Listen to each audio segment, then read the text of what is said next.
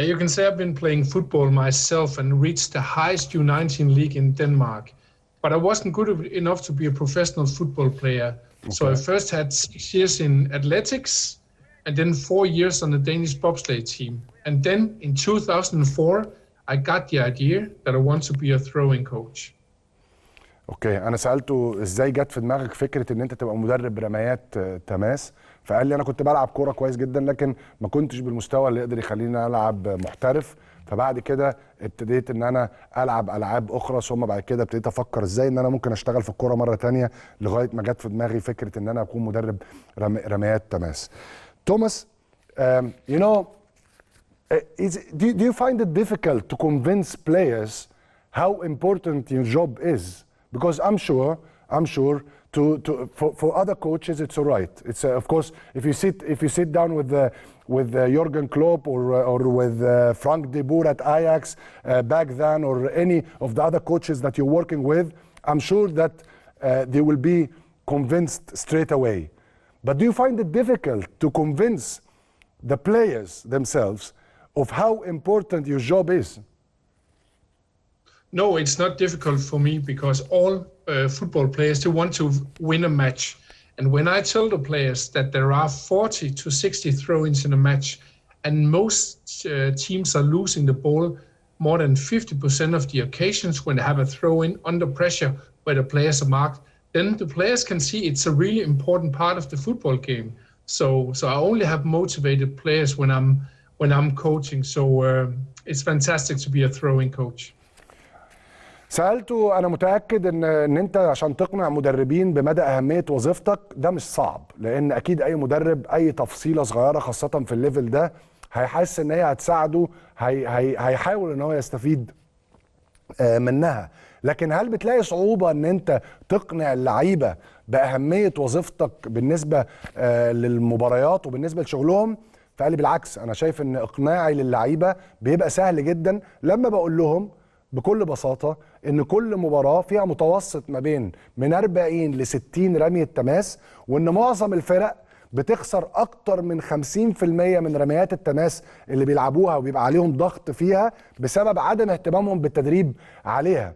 فهو شايف إن بتبقى مهمة سهلة جدا لإقناع اللعيبة، لأن كل اللعيبة اللي في التوب ليفل عايزين يكسبوا ماتشات، ولما بيلاقوا حاجة بيقتنعوا إن هي مهمة بيشتغلوا معايا عليها. I wanted to know, how do you communicate with all the managers that you're working with at the same time? Because as I know, you're working with different clubs, aren't you? Yes, I'm working with many different clubs. The last 4 seasons I've been coaching 8 to 10 different clubs around the world, many clubs in Europe, but for example also clubs in Mexico and USA. And the way I'm communicating is I'm visiting the club and coaching them on the pitch. Then I'm doing throw-in analysis too, so I send throw-in reports. And then of course sometimes I'm talking with the managers and coaches too. So I'm communicating in many different ways with the coaches and the players. And how do you manage to do that? Do you have a big team working with you, or you're working only on yourself? No, it's only myself. Oh, okay, so that's great. Yeah, so if you, let's say Liverpool, normally I've been having 5 visits per season to Liverpool to train them on the pitch, and then I'm analyzing all the games. So after each game, I'm sending the report to Jurgen Klopp and all the other coaches, and then I'm recommending what to improve for the next game. So both coaching on the pitch, but also doing throw-in analysis.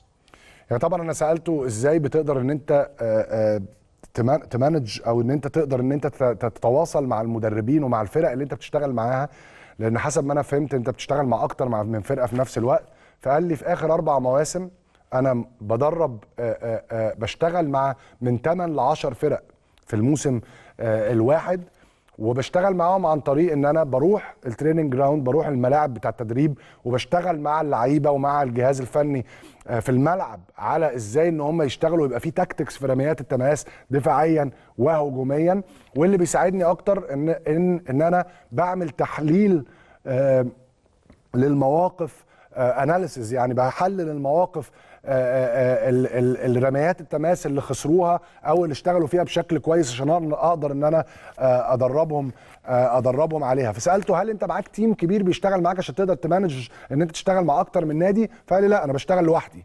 انا بصحى الصبح بيبقى عندي بلان ان انا عندي زوم ميتينجز او عندي ميتينجز مع المدربين ومع المختصين، وبسافر للانديه اللي انا بلف على الانديه اللي انا شغال معاها.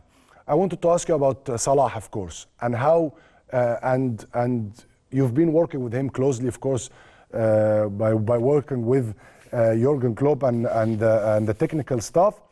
How professional he is, and how important it was for him having you with the technical staff, because we know that he take good care of every little detail.